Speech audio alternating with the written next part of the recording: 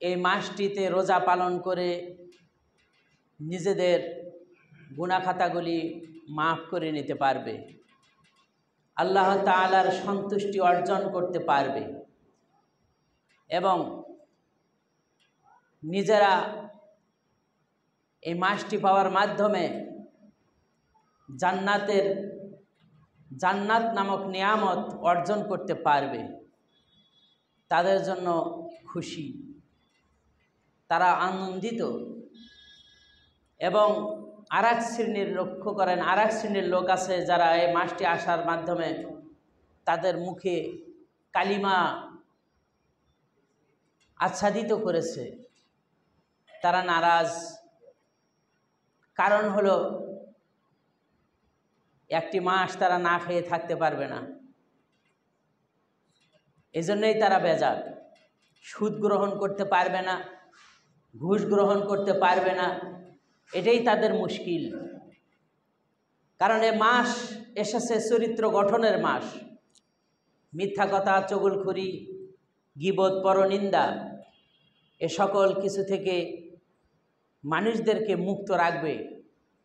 কিন্তু যারা এই ধরনের চরিত্রের অধিকারী, সুদ, ঘুষ, মিথ্যা কথা, চগলখড়ি, গীবত, পরনিন্দার মাধ্যমে তাদের দিন যায়, রাত যায়, আল্লাহর ইবাদত করে না, আল্লাহর নাফরমানি করে, এই মাসটি তাদের জন্য হলো খুবই দুঃখজনক। মাসটি আসলেই তারা ভারাক্রান্ত হয়ে পড়ে।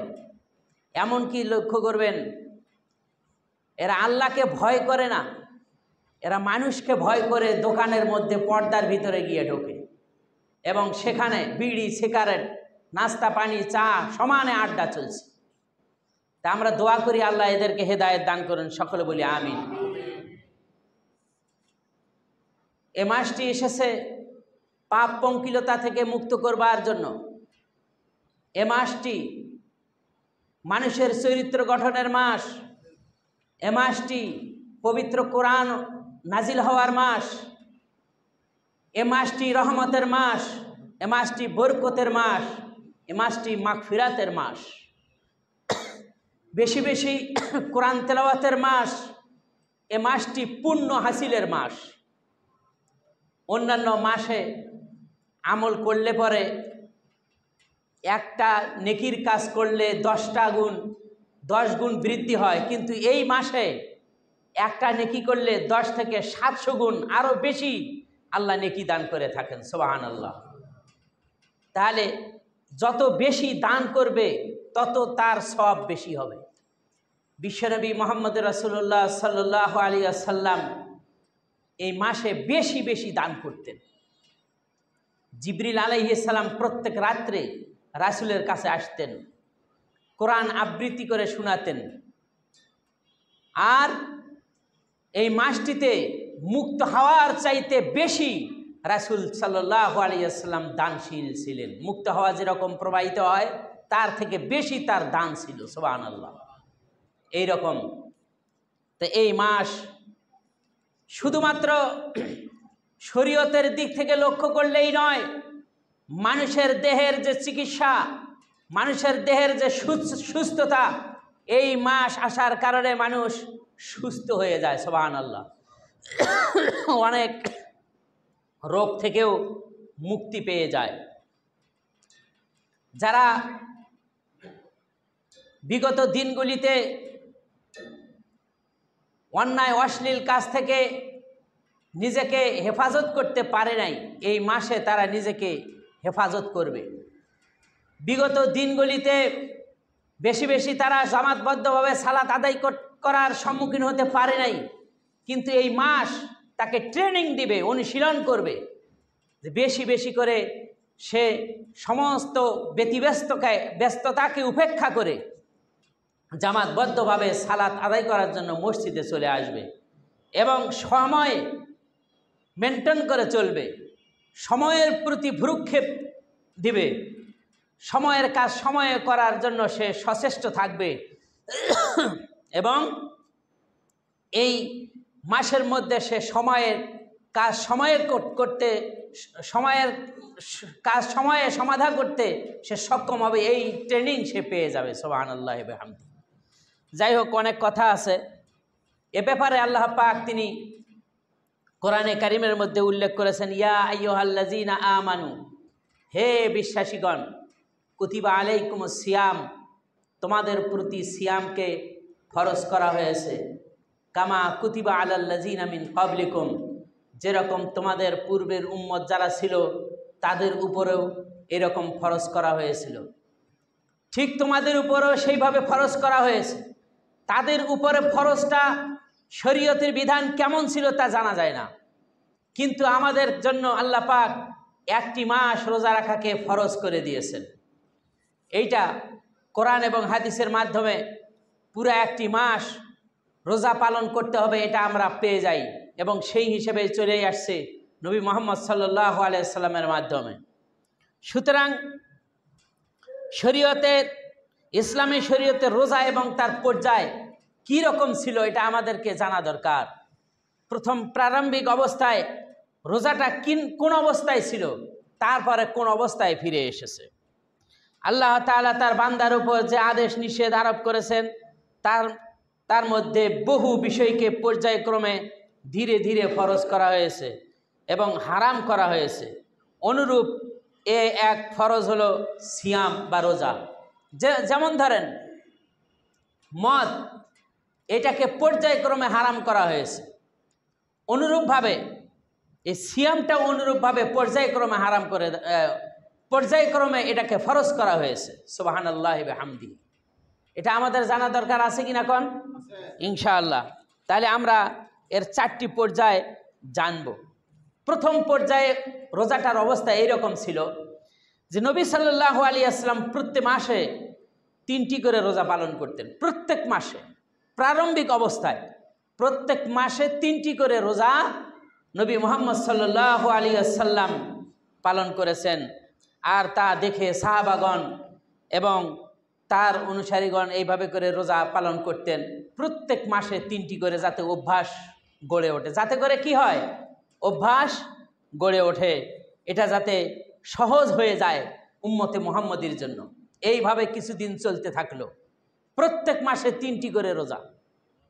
তখনও কিন্তু এক মাসের জন্য ফরজ হয় নাই, প্রত্যেক মাসে 3টি করে, এইভাবে প্রথম পর্যায়। দ্বিতীয় পর্যায় হলো কুরাইশ দল জাহিলি যুগে আশুরা রোজা রাখত। আশুরা রোজা, যেটা আপনার ওই মুহররম মাসে যে আশুরা হয়, এই রোজা তারা রাখত। যখন নবী সাল্লাল্লাহু আলাইহি সাল্লাম মক্কা থেকে মদিনায় হিজরত করলেন, তখন দেখলেন মদিনার ইহুদিরা তারাও আশুরা রোজা পালন করে যায়। রাসূল সাল্লাল্লাহু আলাইহি সাল্লাম জিজ্ঞেস করলেন এটা কিসের রোজাতে? তারা বলল যে এই দিনে হযরত মুসা আলাইহিস সালামকে আল্লাহ তাআলা ফিরাউনের কবল থেকে মুক্ত করছেন, রক্ষা করেছেন, যার স্মরণে আমরা এই রোজাটা পালন করি। তখন আল্লাহ রাসূল বললেন যে মুসা হলেন আমার ভাই, এক নবী আর এক নবীর ভাই, মুসা হলেন আমার ভাই, সুতরাং আমি তো বেশি হকদার এই রোজা পালন করতে। তখন আল্লাহ রাসূল সাহাবাদেরকে বললেন যে তোমরাও এই রোজা পালন করো। কিছু সাহাবা বললেন, ইয়া রাসূলুল্লাহ, ইহুদিরাও একটা করে, আমরাও একটা করি, এটা কেমন যেন হয়ে যায়, তাদের সাথে খেলাফ হয় না। তো সুতরাং আল্লাহ রাসূল বললেন, আগামী বছর যদি জীবিত থাকি ইনশাআল্লাহ, তাহলে 2টি রোজা পালন করব। তাহলে এই হিসেবে আশুরা রোজা 2টা আমরা কি পালন করে থাকি। এইভাবে করে চলতে থাকলো। একদিকে প্রতি মাসে 3টা, আবার আর একটা হলো কি আশুরার রোজা। দ্বিতীয় পর্যায়ে এইভাবে রোজা শুরু হয়ে গেল। তৃতীয় পর্যায়ে এসে রোজার বিধান নিয়ে কোরআনে কারিমের আয়াত নাজিল হয়ে গেল। ওই রোজাগুলি রাখতেছে, কারো জন্য কষ্ট হয়, কারো জন্য সহজ হয়, এইভাবে করে যার জন্য কষ্ট হয় সে ছেড়ে দেয়, রাখে না। তখন এইভাবে করে তারা রোজা করতেছে। কিন্তু শুরুতে তখনও রোজা পূর্ণ আকারে ফরজ হয় নাই, যে একটা মাস রোজা পালন করতে হবে এভাবে ফরজ তখনও হয় নাই। তখন যার ইচ্ছা হয় সে রাখে, যার ইচ্ছা হয় সে ছেড়ে দেয়। তখন আল্লাহ তাআলা আয়াত নাজিল করলেন যে না, এভাবে চলবে না। কি করতে হবে? ওয়ালাল্লাযিনা ইউতিকুনা ফিদিয়াতুন তুআমুম মিসকিন, যারা রোজা রাখতে পারে না, ইচ্ছা হলে ছেড়ে দেয়, এটা চলবে না।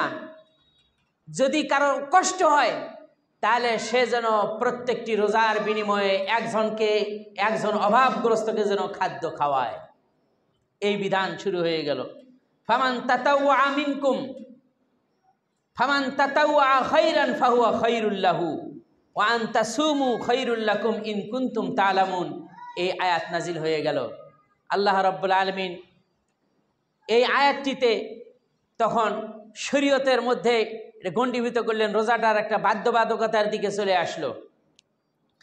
চতুর্থ পর্যায়ে একবার তখন হিজরির দ্বিতীয় সন শাবান মাসে 2 তারিখে সোমবারে প্রত্যেক সামর্থ্যবানদের এবং প্রাপ্ত মুসলিমদের পক্ষে পূর্ণ রমজান মাসে রোজা রাখার বিধান ফরজ হয়ে গেল।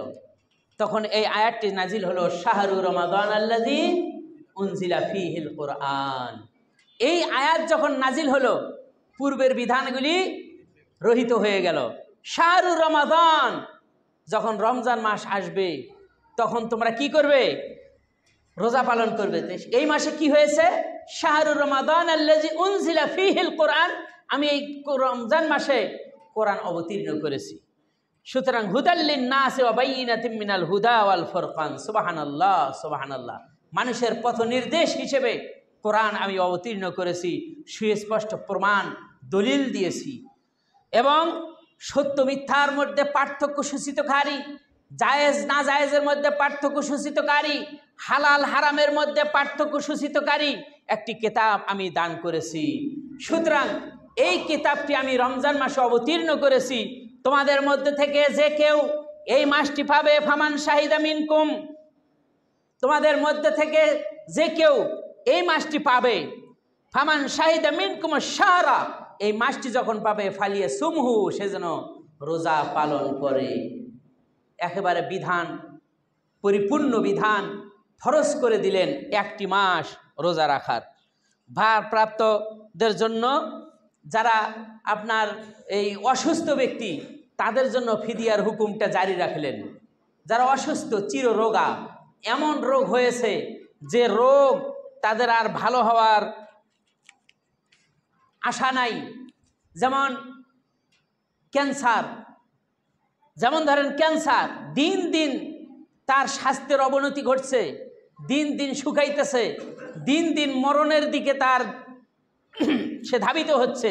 সুতরাং এই শ্রেণীর লোকগুলি জন্য এর থেকে আরো জটিল রোগ যাদের আছে না এরকম, এই জটিল এমন রোগ যা ভালো হওয়ার আশা রাখে না, ভালো হয় না, চিররোগা, তাদের জন্য ওই ফিদিয়ার হুকুমটা বহাল থাকলো।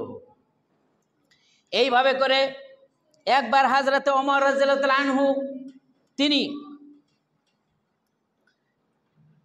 যাই হোক একটু পরে বলছি, মুসলিমদের প্রতি আল্লাহ রাব্বুল আলামিন বিশেষ রহম করলেন। কীরকম রহম করলেন?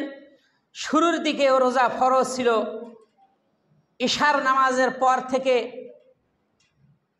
যদি সে ঘুমিয়ে যায় পানাহার ছাড়াই, না খেয়ে যদি ঘুমিয়ে পড়ে, তাহলে পরে আর সে জাগলেও আর খেতে পারবে না।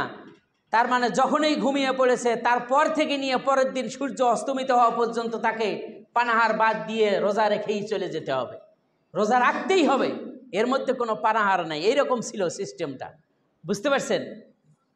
যেমন আজকে সারাদিন রোজা রাখলাম, রোজা রাখার পরে রাত হলো, আমরা কি করব? ইফতার করব, খাবো।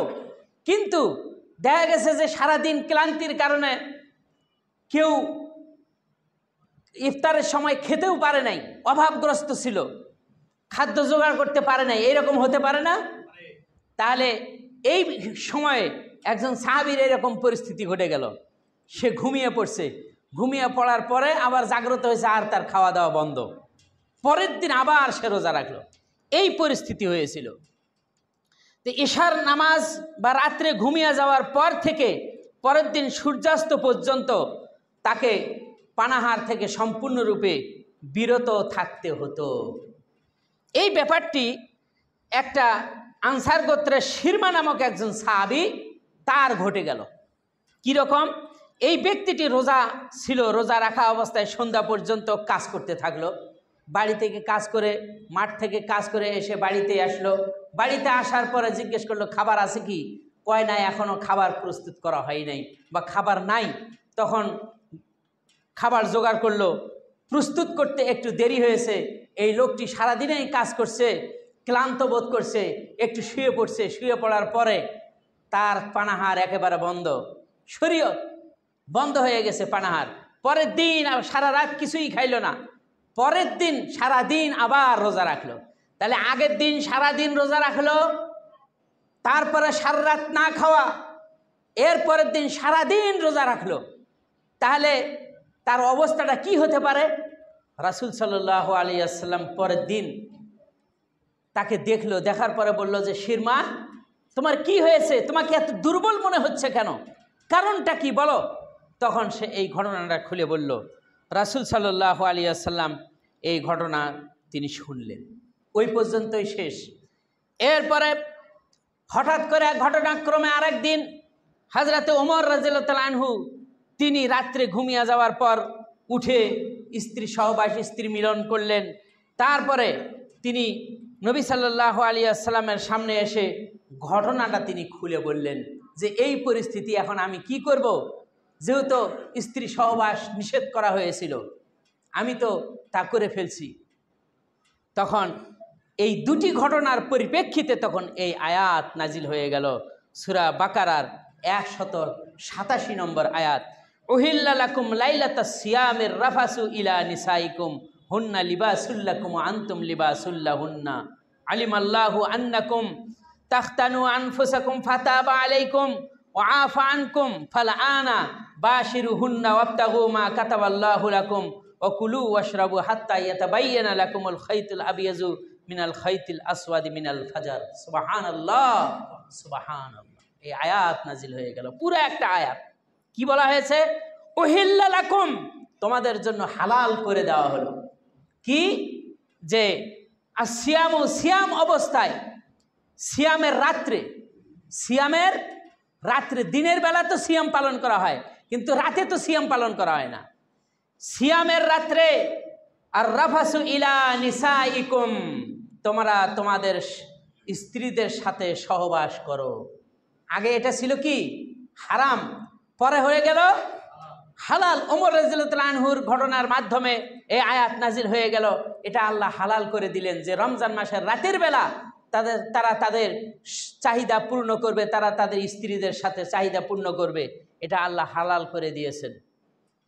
কেননা হুন্না লিবাসুল লাকুম ওয়া আনতুম লিবাসুল লাহুন্না, তারা তোমাদের ভূষণ স্বরূপ, তোমরাও তাদের ভূষণ স্বরূপ। সুতরাং আল্লাহ রাব্বুল আলামিন এই যে একটা কঠিন বোঝা ছিল, এইটাকে কি করলেন? তিনি সহজ করে দিলেন, লাঘব করে দিলেন। ইসলাম সহজ করে দিয়েছে, সুবহানাল্লাহ। তাহলে একটা কঠিন অবস্থা ছিল না, এটা সহজ হয়ে গেল। ওই যে আরেক ব্যক্তি রাত্রে ঘুমাইলেই খাওয়া দাওয়া সব নিষেধ, এখন তার ব্যাপারে এই আয়াতটি নাজিল হয়ে গেল, কুলু ওয়াশরাবু, তোমরা রাতের বেলা খাও, পান করো, হাত্তা ইয়াতাবায়্যানা খাইতুল আবিয়াজু মিনাল খাইতিল আসওয়াদি মিনাল ফাজর, ফজর উদিত হওয়ার আগ মুহূর্ত পর্যন্ত, কালো রেখা থেকে সাদা রেখা, কালো অন্ধকার থেকে সাদা আভা উদ্ভাসিত হওয়ার পূর্ব পর্যন্ত তোমরা খেতে পারো, সাহারি খাও। সুবহানাল্লাহ।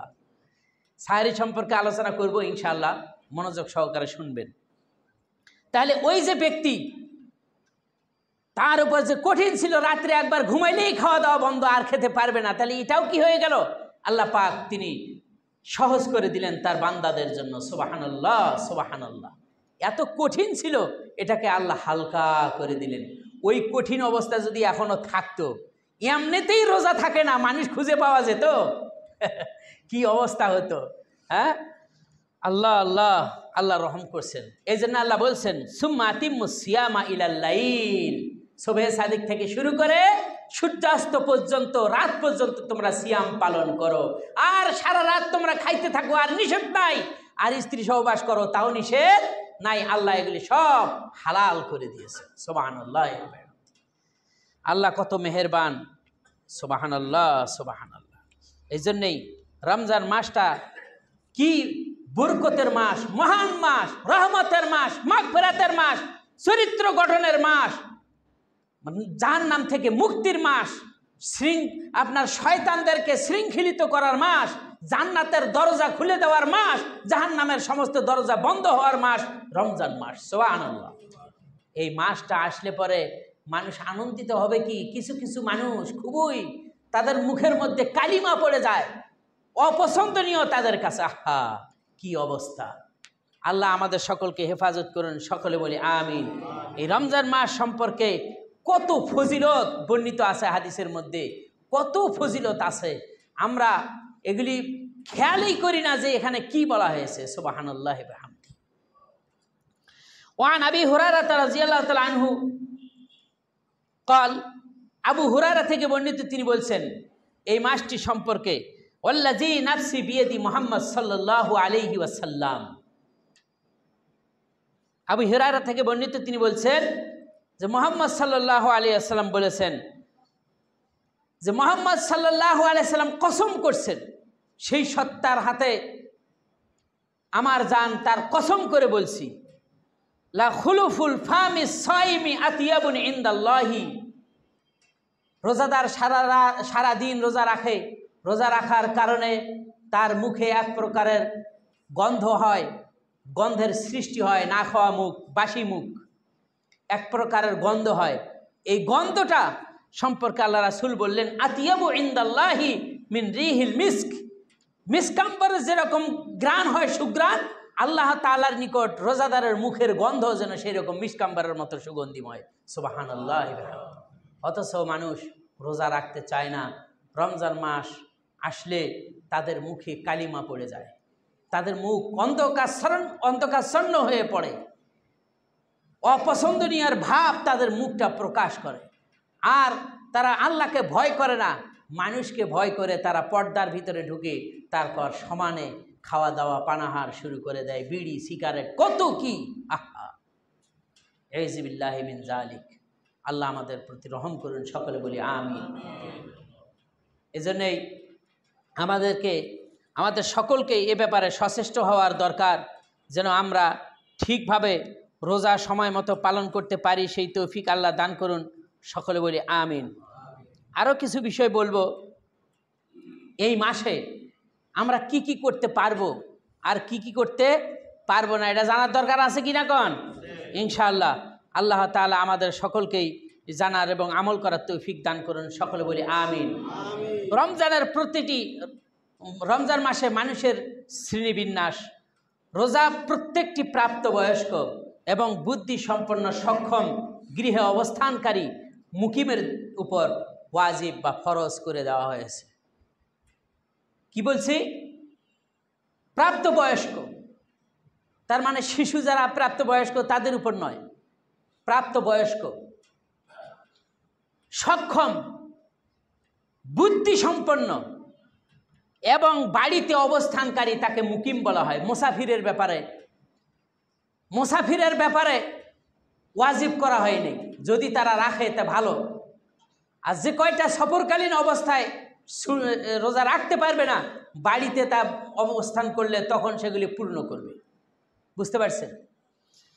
2 নম্বর, কাফির, যারা ইসলামের ছায়াতলায় আসে নাই, আল্লাহর বিধানে অবিশ্বাসী, আল্লাহকে অবিশ্বাস করে, রাসূলকে অবিশ্বাস করে, ইসলামকে অবিশ্বাস করে, কাফির, অন্য বিধর্মী লোক, তাদের উপর রোজা ফরজ নয়। তাদের উপর কি রোজা ফরজ নয়। 2, শিশু এখনো প্রাপ্তবয়স্ক হয় নাই, তাদের উপর রোজা ফরজ নয়। তবে শিশুরা যদি রোজা রাখতে চায়, যেমন ধরেন 7 বছর বয়স, 9 বছর বয়স, 10 বছর বয়সী শিশু, আপনার বালক বালিকা, তারা যদি রোজা রাখতে চায়, তাদেরকে রোজা রাখার জন্য উৎসাহিত করবেন। থাক, অভ্যাস গড়ে উঠুক।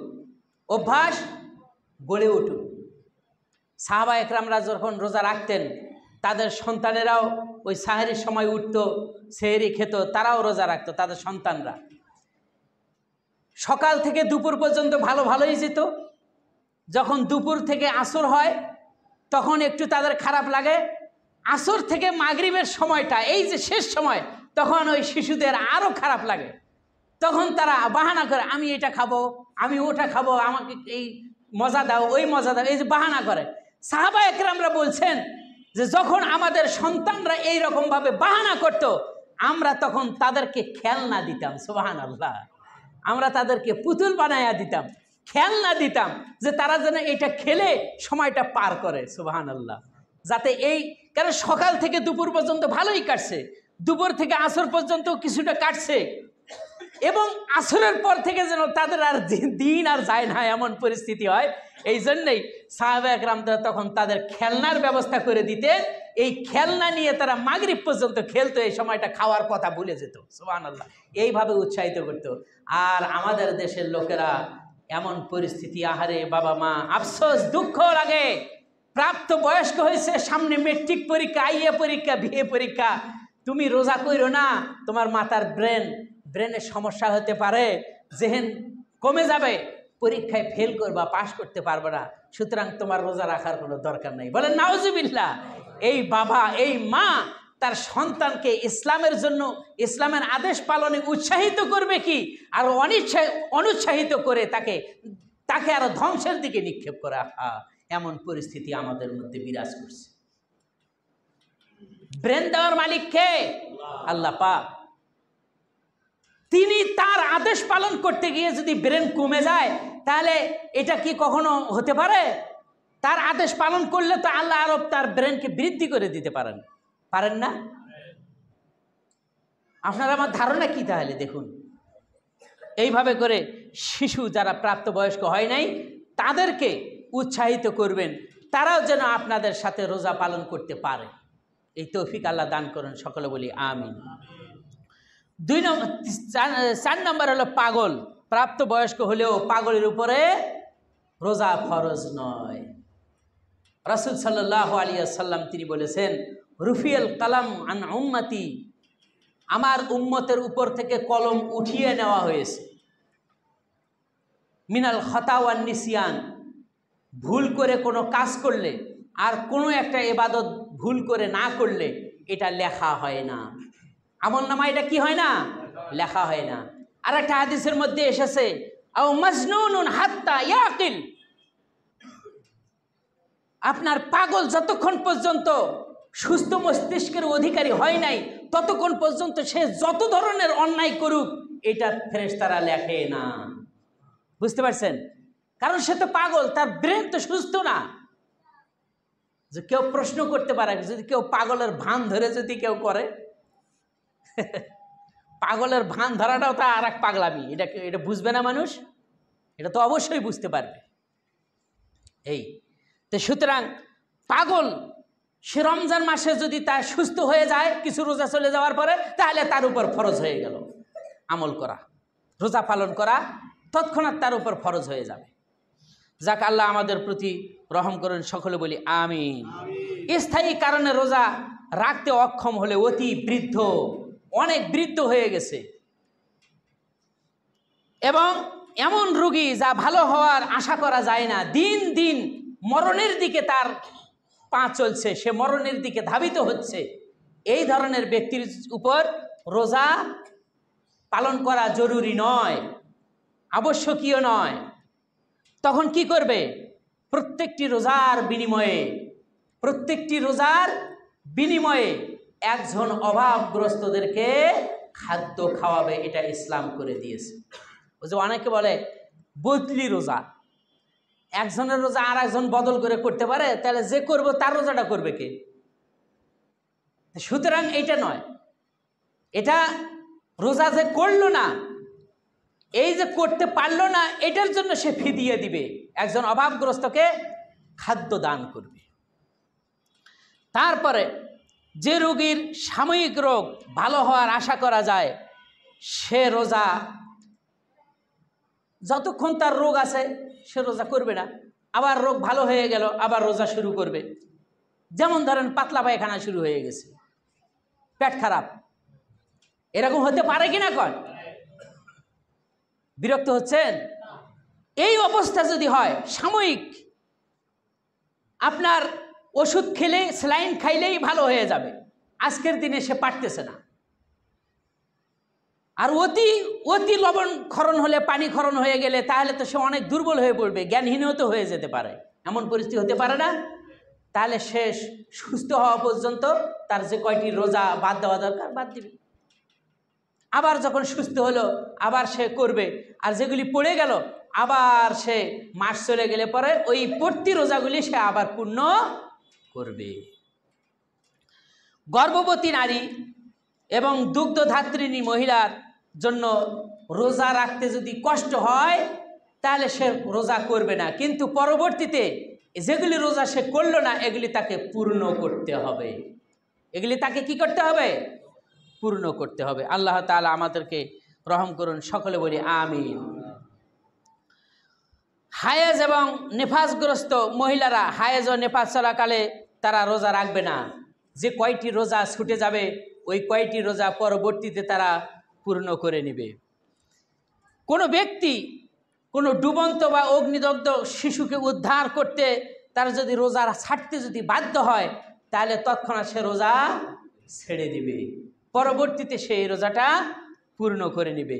মুসাফির ব্যক্তি যে কয়দিন সে সফরে থাকবে, সে যদি ইচ্ছা করে, সফর হলো একটা কষ্টের কাজ, সে যদি ইচ্ছা করে যে না আমি রোজা করব তাহলে রোজা করবে। আর যদি সে ইচ্ছা করে যে না আমি রোজা করতে পারবো না, আমার শরীর ক্লান্ত হবে, দুর্বল হয়ে পড়বে, তাহলে সে পরবর্তীতে এই পড়তি রোজাগুলো পূর্ণ করে নেবে। রোজা যেসব কারণে রোজা বিনষ্ট হয় বা রোজা বাতিল হয়ে যায়, এই কাজগুলি থেকে আল্লাহ আমাদেরকে হেফাজত করুন, সকলে বলি আমিন। রোজা রাখা অবস্থায় যদি কোনো মানুষ, যদি কোনো আল্লাহর বান্দা স্ত্রী সহবাস করে তাহলে তার রোজা তৎক্ষণাৎ ভেঙ্গে যাবে বিধায় যে সে খাওয়া দাওয়া করবে না, ওই দিন তাকে রোজা পূর্ণ করতে হবে এবং তার কাফারা স্বরূপ তাকে প্রথমত কৃতদাস মুক্ত করতে হবে। কৃতদাসের এখন প্রচলন নাই, কৃতদাস পাওয়া যাচ্ছে না। তখন কি করবে? তখন সে এক নাগাড়ে 60টা রোজা পূর্ণ করবে। কয়টা? 2 মাস রোজা রাখবে এক নাগাড়ে, এর মধ্যে একদিনও গ্যাপ দেওয়া যাবে না। এক নাগাড়ে 2 মাস তাকে রোজা পালন করতে হবে। এটাও যদি না পারে তাহলে 60 জন মিসকিনকে খাদ্য দান করবে। এই অবস্থা এক সাহাবীর হলো। এই সাহাবী এসে বলতেছে, ইয়া রাসূলুল্লাহ, এই মদিনার মধ্যে আমার চাইতে গরিব আর কেউ নাই। আল্লাহ রাসূল তাকে খাবার দিলেন, খেজুর, এক খাসা খেজুর দিলেন, বললেন যে এই খেজুরগুলি তুমি বিলি করে দাও। তখন এই সাহাবা বললেন, ইয়া রাসূলুল্লাহ, এই ব্যক্তি বললেন, ইয়া রাসূলুল্লাহ, আমি কার কাছে বিলি করব? আমার থেকে গরিব, আমার থেকে অভাবগ্রস্ত এই মদিনার আশেপাশে আর কেউ নাই, একেবারে আমি গরিব। তখন আল্লাহ রাসূল হেসে দিলেন, মুস্কি হাসলেন। তখন তিনি বললেন যে তুমিই খাও। বুঝতে পারছেন? যাই হোক,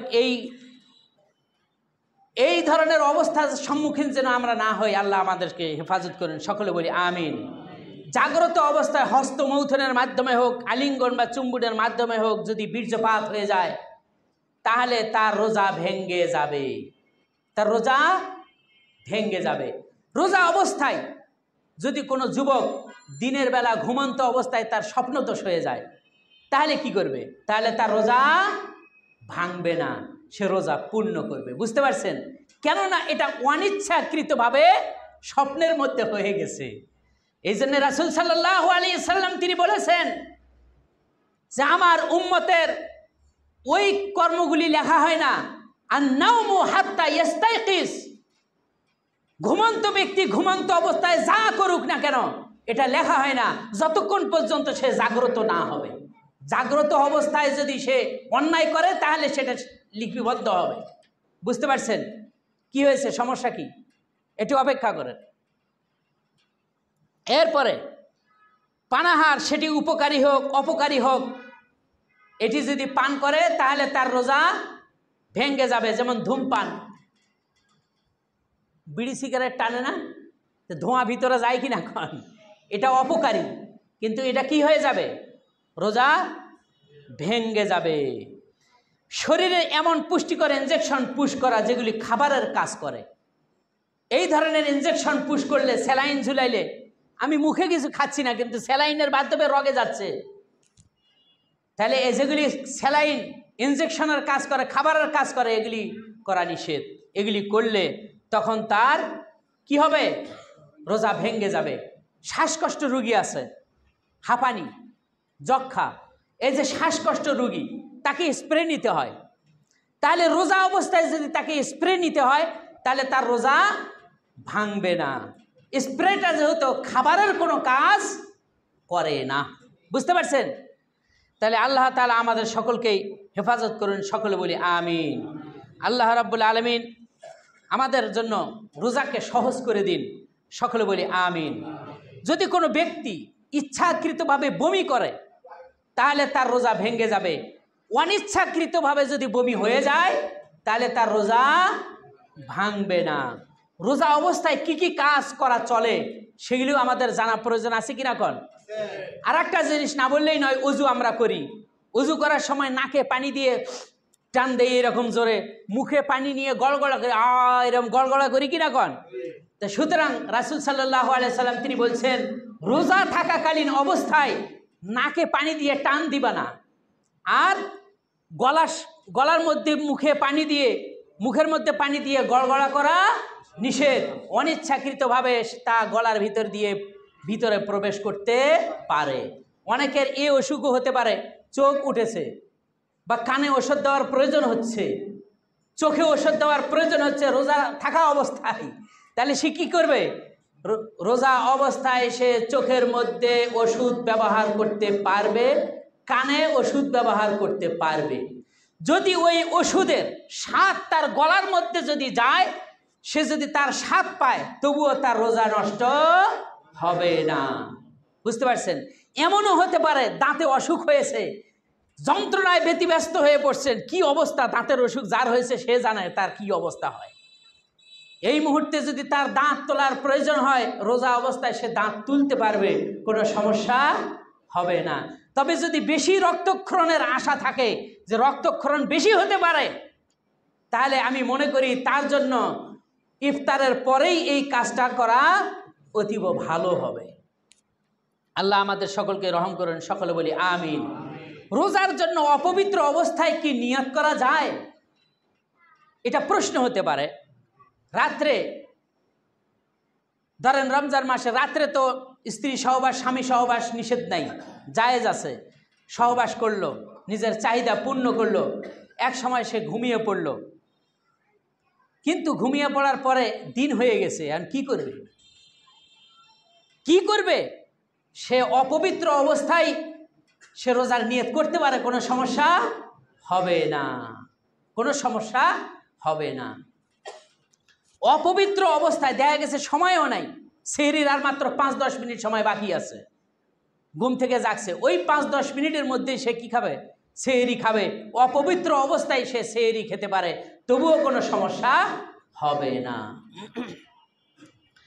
তারপরে যে অনেকগুলি কথা আমি বললাম, আল্লাহ রাব্বুল আলামিন আমাদের সকলকেই এগুলির উপর আমল করার তৌফিক দান করুন, সকলে বলি আমিন। গরমের সময় অনেক সময় রোজা আসে, বৈশাখ জ্যৈষ্ঠ মাসে, চৈত্র মাসে রোজা আসে, একটু গরম থাকে। এই গরমের সময়ে তীব্র গরম থাকে, পিপাসা বারবার লাগে, তাতে করে মুখে পানি নিয়ে কুলি করলাম, তাতে কোনো রোজার সমস্যা হবে না। বা শীতাতপ নিয়ন্ত্রিত এসি রুমের মধ্যে আসি, তাতেও কোনো সমস্যা হবে না ইনশাআল্লাহ। মহিলারা অনেক সময় রান্না বান্না করে, বা পুরুষ বাবুর্চি আছে, তারাও ইফতারির রান্না করে। তাহলে লবণ যদি চাকার দরকার হয়, তাহলে লবণ সে চাকতে পারে, কিন্তু গলার ভিতরে যেন না যায়, এইটা খেয়াল করতে হবে। গলার ভিতরে যেন না প্রবেশ করে, এইটা আমাদের খেয়াল রাখতে হবে। চেকে সঙ্গে সঙ্গে তা মুখ থেকে থুথু ফেলে দিতে হবে, মুখ থেকে থুথু কি করতে হবে? ফেলে দিতে হবে। আল্লাহ রাব্বুল আলামিন আমাদের সকলকে রহম করুন, সকলে বলি আমিন। আর একটা জিনিস না বললেই নয়, আমরা কিছু কিছু জায়েজ রোজা অবস্থায় যা করা চলে এবং রোজা অবস্থায় যা করা চলে না তা আমরা ইনশাল্লাহ জানতে পেরেছি সংক্ষিপ্ত পরিসরে। আর একটা জিনিস বাদ পড়ে গেছে, রোজা রাখা অবস্থায় কি দাঁত মেসওয়াক করা যাবে কিনা? অবশ্যই, সে নিমের ডালা হোক, কাঁচা হোক আর শুকনা হোক, জাইতুনের ডালা হোক, পেস্ট হোক, সর্বাবস্থায় সে মেসওয়াক করতে পারে, ব্রাশ করতে পারে, তাতে তার রোজার কোনো ভ্রান্তি নাই বা সে রোজা নষ্ট হবে না। যদি দেখা গেছে যে তার স্বাদ গলার মধ্যেও চাকতেছে বা স্বাদ চলে গেছে, তাতেও তার কোনো সমস্যা হবে না ইনশাআল্লাহ। 3 নম্বর যে বিষয়টি বলবো সাহারি সম্পর্কে। রাসূল সাল্লাল্লাহু আলাইহি ওয়াসাল্লাম তিনি সাহারি সম্পর্কে বলেছেন, তুসাহিরু ফাইন্না ফি সাহারি বারাকা, তোমরা সাহারি করো, সাহারি খাও, কেননা সাহারিটা হলো বরকতময় একটা খাবার। সুবহানাল্লাহ। শেষ রাত্রের দিকে যে আমরা সাহারি খাবো রোজার জন্য, রোজা পালনের জন্য, এই খাবারটির মধ্যে বরকত, শক্তি রয়েছে। আপনি এটা খাবেন, সারাদিনে না খাইলেও আপনার সেই না খাওয়া যে একটা কষ্ট, এটা আপনি অনুভব করতে পারবেন না। যেহেতু আপনি সাহারি খেয়েছেন, এটা বরকতি খাবার। খেয়ে দিয়ে আপনি 2টা বা 3টা খেজুর খাবেন, এটা সুন্নতি খাবার। সুবহানাল্লাহ। এই খেজুরটি অনেক উপকারী, অনেক উপকারী, সর্বপ্রকারে A to Z এখানে আপনার সব কিছুই রয়েছে একটা মানব দেহের জন্য, যা দরকার খেজুরের মধ্যে তাই রয়েছে। সুবহানাল্লাহ। ইন্নাল্লাহা ওয়া মালাইকাতাহু ইউসাল্লুনা আলাল মুসাহহারুন, আল্লাহ তাআলা এবং আল্লাহ রাব্বুল আলামিন যারা সেহরি খায় তাদের উপর রহমত বর্ষণ করেন। সুবহানাল্লাহ। ওয়াল মালাইকাতু, আর ফেরেশতারা তাদের রহমতের জন্য দোয়া করতে থাকেন। সুবহানাল্লাহ। সাহারি খাওয়ার সময় সম্পর্কে আমরা একটু জানব। ওয়ান আনাস ইবনে মালিক রাদিয়াল্লাহু তাআলা আনহু আন যায়েদ ইবনে সাবিত ক্বালা তাসাহারনা মা'আন নবী সাল্লাল্লাহু আলাইহি ওয়াসাল্লাম। আনাস ইবনে মালিক থেকে বর্ণিত, তিনি বলছেন, যায়েদ ইবনে সাবিত বলছেন যে আমরা রাসূল সাল্লাল্লাহু আলাইহি ওয়াসাল্লামের সাথে সেহরি খেলাম। ফাকুমনা ইলা সালাতি, আমরা সাহারি খাইলাম আর সালাতের জন্য দণ্ডায়মান হইলাম। সাহারি খাইলাম আর সালাতের জন্য আমরা দণ্ডায়মান হয়ে গেলাম। ফাকুলতু, আমি জিজ্ঞাসা করলাম, কাম কানা কাদরুন জালিকা, এই সাহারি খাওয়া আর নামাজে দাঁড়ানো এর মাঝে কতটুকু সময় ছিল? এর মাঝে কতটুকু সময় ছিল? ক্বালা কদরু 50 আয়া, 50টা আয়াত সহি শুদ্ধভাবে তেলাওয়াত করতে যতটুকু সময় লাগে ততটুকু সময় ছিল। সুবহানাল্লাহ। তাহলে এর মধ্যে এইরকম সময় থাকে। একবার সাহারি খেতে খেতে যদি ফজরের আজান দিয়ে ফেলে, তাহলে তখন কি করবেন? এটা আমাদের জানা দরকার আছে কিনা? কন মনোযোগ সহকারে শুনবেন ইনশাআল্লাহ। ওয়ান আবি হুরায়রা রাদিয়াল্লাহু তাআলা আনহু قال قال رسول الله صلى الله عليه وسلم اذا سمع احدكم النداء والإناء على يديه فلا يدع حتى يقضي حاجة منه। আবু হুরায়রা থেকে বর্ণিত, তিনি বলছেন, যখন কোনো ব্যক্তি খেতে বসেছে, প্লেট ভরা খাবার তার সামনে, প্লেটের মধ্যে ভরা খাবার, সে খাচ্ছে, এমত অবস্থায় আল্লাহু আকবার বলে আজান দিয়ে ফেলাইলো মুয়াজ্জিন, কি করবেন? আমরা শুনি, অনেক আগেও শুনেছি এবং মাইকে অনেকে বলে, সাহারির সময় শেষ, একটা দানাও গিলবেন না। এই কথা বলে, একটা দানাও গিলবেন না, পানি পর্যন্ত শেষ পর্যন্ত না খাওয়া বাদ দিয়ে দেয়, এমন পরিস্থিতি। আহারে, ইসলাম কি এত কঠিন করছে? একটু আগে ইসলাম কি কি সহজ করছে তা বললাম না একটু আগে? দেখুন, ইসলাম বলতেছে আপনার হুজুর বলে খাওয়া বন্ধ করুন, একটা দানাও খাবেন না, প্লেট ভরা খাবার আছে, অথচ সে ওষুধ খাওয়ার সময়টা পর্যন্ত পায় না, এমন পরিস্থিতি আছে কিনা? এখন হুজুরে আপনার বলছে খাওয়া বন্ধ করুন, আর রাসূল কি বলছেন? ওয়াল ইনাউ আলা ইয়াদাইহি, তোমার মধ্যে খাবার ভর্তি বাসন রয়েছে, ফালা ইয়াদা হাত্তা ইয়াকদি হাজাতাহু, তোমার হাজাত, তোমার তৃপ্তি না মিটা পর্যন্ত তুমি খেতে থাকো। এ কথা কার? আল্লাহ রাসূলের। আর হুজুর তোমাকে না করছে, এখন মানবেন কারটা? কার কথা মানবেন? একটা দানাও গিলবেন না। আহা, এক ঢোক পানি যদি পান করে তাও মানে কি আবার মুখ থেকে বাইর করে ফেলে দিতে হবে, এই রকম কথা মাইকে বলে। আল্লাহ আমাদের হেফাজত করুন, সকলে বলি আমিন। রাহু আবু দাউদ শরীফের হাদিস।